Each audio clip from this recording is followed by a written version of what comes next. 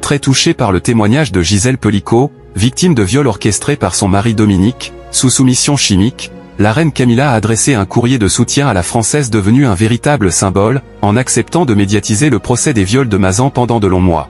De septembre à décembre 2024, et en dévoilant son visage, Gisèle Pelicot est devenue une véritable icône des violences faites aux femmes.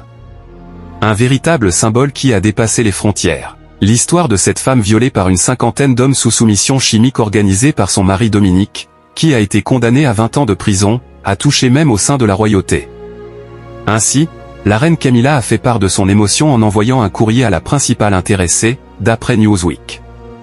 En tant que partisane de longue date des survivants d'abus domestiques et sexuels, la reine a écrit à Madame Pelicot en privé, Pour exprimer son soutien du plus haut niveau, a fait savoir un assistant. Il s'agit pour l'épouse du roi Charles III de souligner la dignité et le courage extraordinaire de celle qui a été violée dans son sommeil pendant une dizaine d'années, entre 2011 et 2020.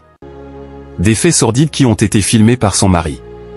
La reine Camilla a été profondément affectée par l'affaire Pelicot en France et par la dignité et le courage extraordinaire de cette dame, alors qu'elle s'est présentée aux yeux du public. Car, comme elle l'a dit à juste titre, pourquoi devrait-elle se sentir comme une victime ou se cacher dans la honte, a expliqué à Newsweek une source du palais.